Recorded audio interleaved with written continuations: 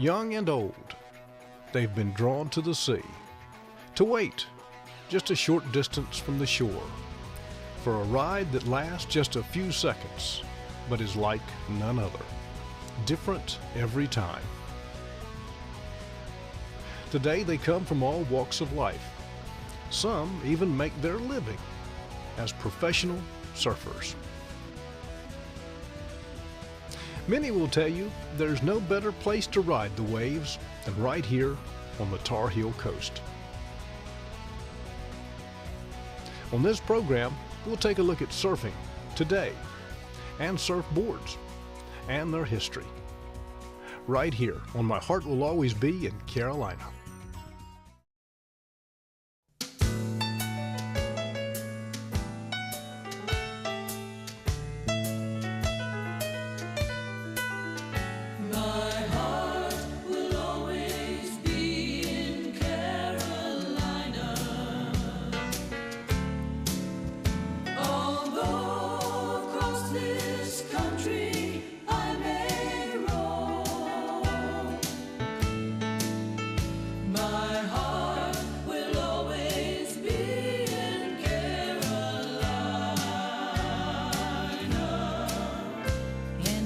Sunny seaside, Carolina home.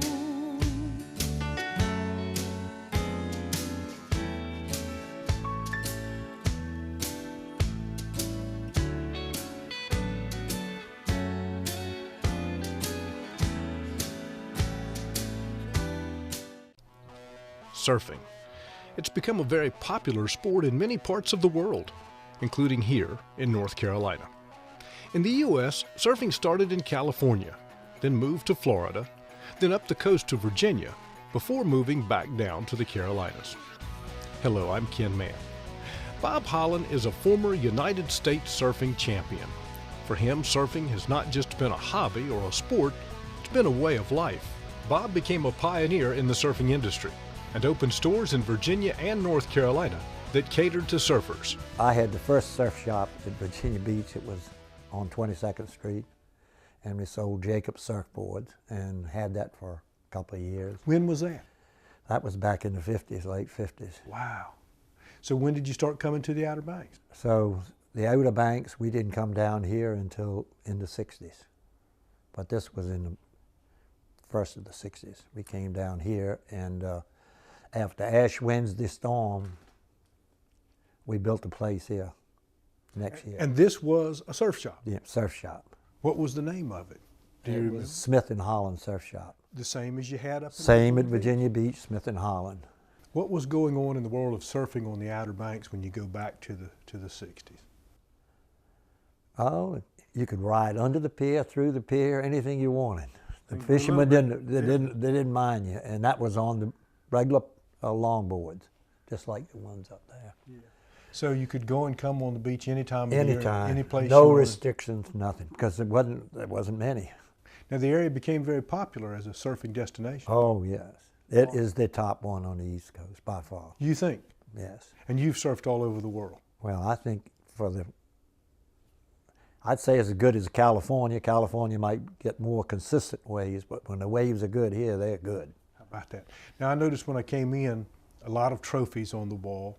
Tell us a little bit about your career as a surfer. I won the contest in United States contest in '67. There at Huntington Beach, and I think that was the United States championship, and I think I was the first person from the East Coast to win that championship, and of course that was in '67. And I went out to judge before that for the World Contest out in San Diego, a few years before that.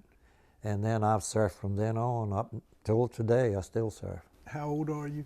81. And you're still surfing? I still go out. Keeps you in good shape? I surfed down at Avon Pier, Hatteras. My favorite place was the lighthouse. Wow. Right out the first jetty. How about that?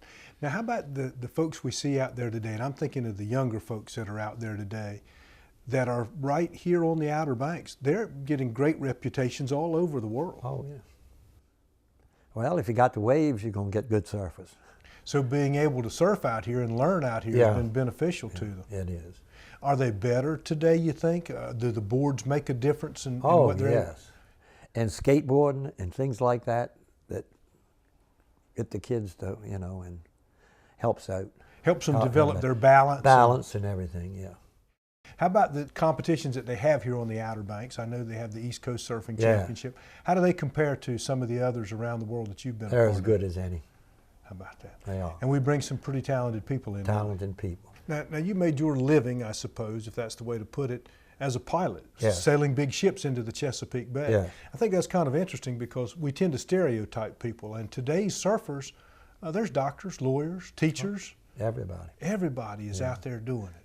Families. Families, yeah. It's a good family sport. And my whole family surfs. You know, my sons and daughters. Yeah, so no, I think it's a great sport for kids. Next, we'll learn how surfboards have evolved over the years. We're visiting with Steve Wise in his home here in Collington. Steve's been surfing all of his life, and in addition to surfing, he's also been collecting surfboards for a long, long time, and today he's agreed to show us some of those boards. Steve, thanks for having us. Thank you, Ken. How did you get started surfing? My father was in the Navy, and we were stationed in Hawaii when I was about 12, and they didn't have base housing. They put us up in Waikiki Beach. Our landlord's son surfed, he was our age, and so he took us to the beach and showed us how to basically start boogie boarding on boards called Pipo boards, wooden boards, and that's how it started. Wow. How about board collecting? I started collecting boards probably about 1974, and that was I was looking for the original board that I had gotten when I was in high school, and it had been sold and passed around the neighborhood, and I found it in a guy's backyard, and I picked it up and restored it, and I still have it. Tell us a little bit about your boards, if you would, because that's one of the things we want to talk about in the program. This board, for example, is this your oldest board? This is a board from the 30s. It was designed by Tom Blake, and it's a hollow construction board, and it's got a solid nose, solid tail, and as you can see, it's got a brass drain plug. Because it was hollow, it would take on water, and so they'd have to set up on the edge and drain it. Now, was that the common practice? Did they ever make them out of solid wood, or have they always been out of wood but hollow? They have made them out of solid boards. That's how they actually started, was with solid wood boards. In California, they used redwood. Hawaii, they used koa and different types of wood. How about here on the East Coast? Did they use wooden boards here? They did. They had solid wood boards as well as the hollow construction, like these would have been used right here on the Outer Banks. Well, tell us about your collection and how it's evolved over the years and how the boards have changed. Well, I work for the telephone company, and so I'm crawling under houses and I'm in garages and I find old boards, and a lot of people just want to get rid of them, and so I would pick them up from them. And so I started collecting and restoring boards that way. Wow. Let's take a look at some more of them. Sure. Steve, the design of this board is obviously quite different than the board we just looked at. Yes, it is. This board was the classic construction of the era, late 50s, early 60s. It has a nose block, which kept the board from being dinged on the nose. It has a tail block. It has 3 redwood stringers, and the stringers are for strength and rigidity in the board, as well as it has a wooden fin. And so the board is a classic board. It's a Hansen made in California, and a very typical board of the era. It sounds like years ago most of the boards were made away from the Outer Banks, but today there are people that make them right here at the beach. That's right, Ken. Early on, most of the boards were being made in California, and some of them started making boards in Florida. Then later on, in the 60s, 70s, they started producing boards right here on the Outer Banks. Where do you think they got the idea of combining the foam and the wood? Did these guys just go out and try these boards, and if it worked, it was good? If it didn't, they'd come back in the shop and go again? They actually, with the solid wood boards were through the 40s and early 50s, and with World War II, that's when they had the invention of foam and fiberglass. And so then they started fiberglassing balsa boards because they were lighter, and the construction always was going to lighter, more maneuverable boards. Then they started using foam, and they started fiberglassing foam in the 50s. And then by the early 60s, that was the norm, was foam boards. And they were all big boards then, but this board above us is a little bit smaller. At what point did they start getting smaller? Probably wasn't until the later, mid 60s, later 60s, they started becoming shorter. Most of the boards that were in the 9-foot range were known as girls' boards. And so this might have been a girls' board. It's about a 9.4, but it's an early 60s construction board. How many surfboards do you have, Steve? I have in the 40 to 50 range. Wow, that's something. Now this board, you tell me this is a special board. It is. I refer to this as the George McLean board. George McLean was a local boy on the Outer Banks. In the 64, 65 range, he and 3 other guys rode on the beach past Duck and Corova and Sandbridge to Virginia Beach. They were going up there looking for a car. All of them would go together and buy a car. And George decided he wanted to go by Smith & Holland Surf Shop and buy a surfboard. So they went up there, and this is a board that he bought. He bought this board for $150 and brought it back, and it's been back here on the Outer Banks ever since.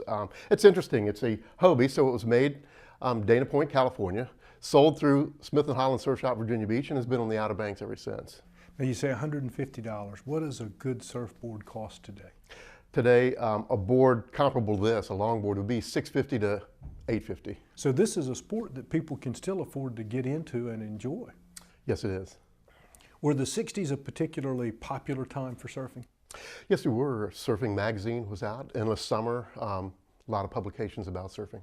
Did the movies and the magazines help raise public awareness about surfing and encourage more people to get involved? It sure did. What makes these boards special in your collection? These boards are from 1966. A couple of them are signature models. This is another model that Con made. This board here is a Hobie. It's a Gary Proper model. This is a signature model, probably the best-selling signature model of all time. And it's an East Coast board. Gary Proper was from Florida. This board is very interesting because they started with a removable fin about this time. The red board is a competition wing nose model. It's a California board, very interesting board. It's got full tint on the board, and it's a very progressive model. Third board is a Bing surfboard. It's a Donald Takayama model. Donald Takayama was one of the early board shapers, so he was shaping for Bing at the time, created his own model. As you can see, it's got the nose is a little bit more pointed, 3 stringers and a glass on fin. For those who are watching that are not surfers, they look at these boards and they all look very much alike. But what makes the difference in these boards to someone who surfs?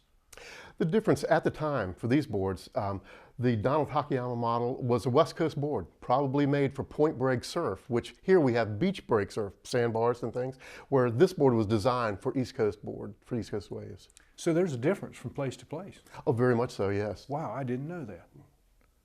Steve, these boards are similar, but are they really the same? This board was made in early 70s by a fellow named Steve Liss, San Diego. He was one of the early guys that came up with the idea of a fish, a split tail board, twin fin on the bottom, and what's interesting is this board is being manufactured today and ridden today. It's a very popular style of a board.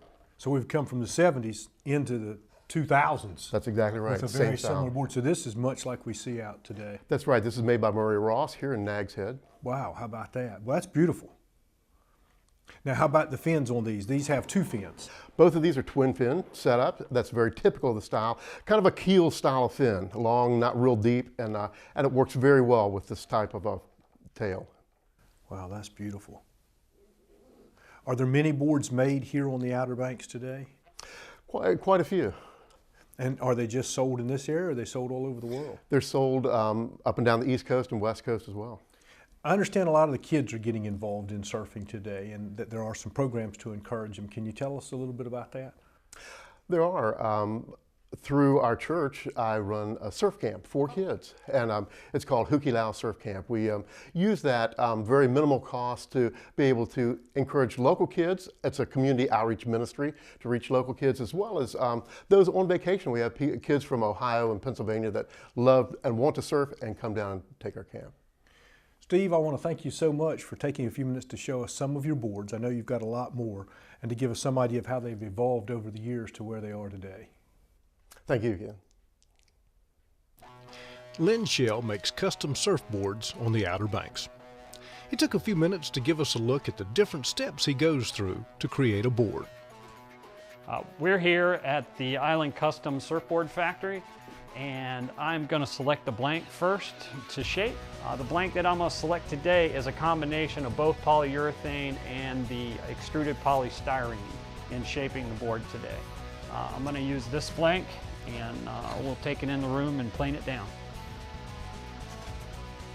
We're in the shaping room, and what I'm going to be doing is I'm taking this blank and I'm going to be planing it down. Right now, as you see, the deck is totally flat, and the deck on surfboards usually have a curve to them, which is called a contour.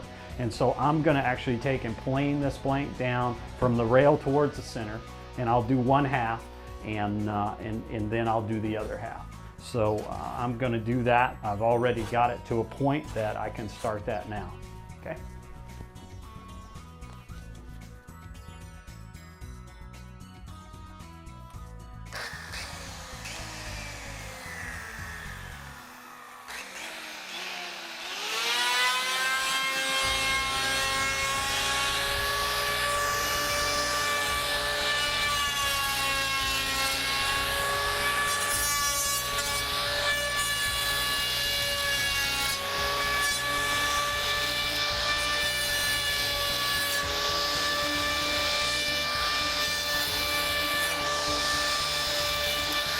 Okay, we're now in the airbrush room where we actually, any color work that goes on the job, on the board itself, actually goes on and is applied here.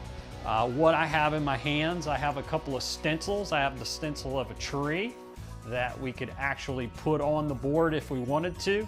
What I would do is mask this area off with masking tape, lay this tree on here and trace the tree, and then I would take an X-Acto knife and cut all that out and spray any color we would want on it.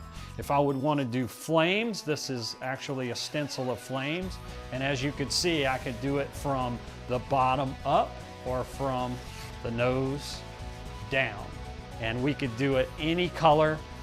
Color on a board is whatever you would like to make it. Designs, it's all in how you lay down the tape and mask off the board.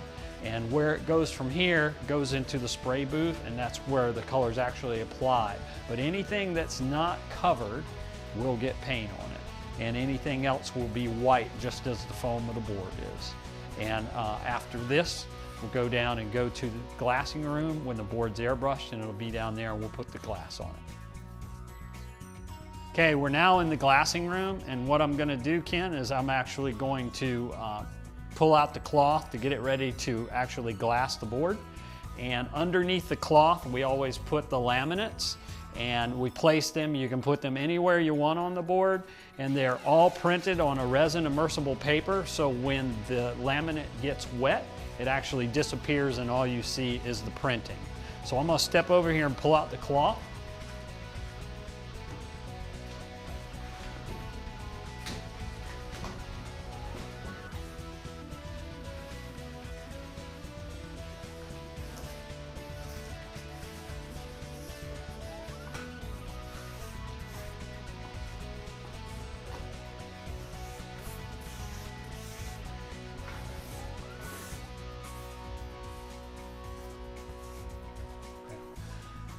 This board here has just been finished. It's been sanded and sprayed with an acrylic spray. The fin system was put in right after the board was glassed, and what was put on it was called a hot coat, which was a sanding coat of resin over top of the glass, the lamination. And this board with the fin system in it, it's a real easy installation, and the fin fits in. You tighten the screw down, and the board is finished and ready to be ridden. This is a good example here of a color job, a paint job on the surfboard. And the board itself, as you can see, it has a flame job on it like the one we had in the airbrush room.